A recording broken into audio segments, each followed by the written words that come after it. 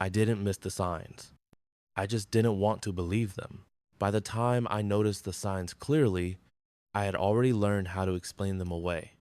That's the strange thing about intuition. It doesn't scream, it whispers. And whispers are easy to ignore when you don't want to hear what they're saying. The signs didn't arrive as accusations. They arrived as discomfort. Small moments where something felt off, but not off enough to justify leaving. He started sharing less with me. Not nothing, just less. Stories stopped halfway. Details disappeared. Conversations ended sooner than they used to. When I asked questions, the answers were shorter, cleaner, less personal. I told myself he was just tired, busy, focused on other things. Everyone goes through phases, right? There were moments when I found out things later than I should have, decisions that had already been made, plans that didn't include my voice anymore.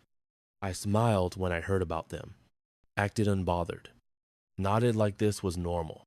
Inside, something tightened, but I didn't say anything because saying something would mean admitting that the shift was real, and I wasn't ready for that. I started replaying conversations in my head, not obsessively, quietly, trying to understand when the balance changed, trying to find the moment I missed. I couldn't, and that made it easier to believe there wasn't one. Sometimes he would look at his phone while I was speaking, not obviously, just enough to tell me my words weren't urgent anymore. I told myself not to take it personally. Sometimes he would interrupt gently, as if guiding the conversation somewhere more useful. I told myself I was being sensitive. Sometimes I felt like I had to earn his attention again. That thought scared me the most, because once you start trying to earn closeness, it's already slipping away. Still, I stayed. I told myself loyalty meant patience. That understanding meant silence. That real connection didn't need constant reassurance. But deep down, I knew something else was happening.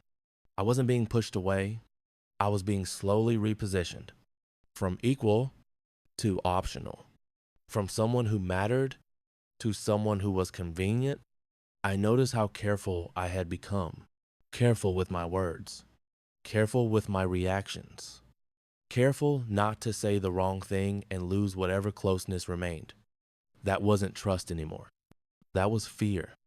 And the most painful realization wasn't that he had changed. It was that I was changing myself to keep him comfortable. I was shrinking again, just like before.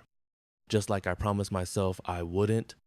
There were moments when I almost spoke up, almost asked the question that had been sitting in my chest. Are we still on the same side?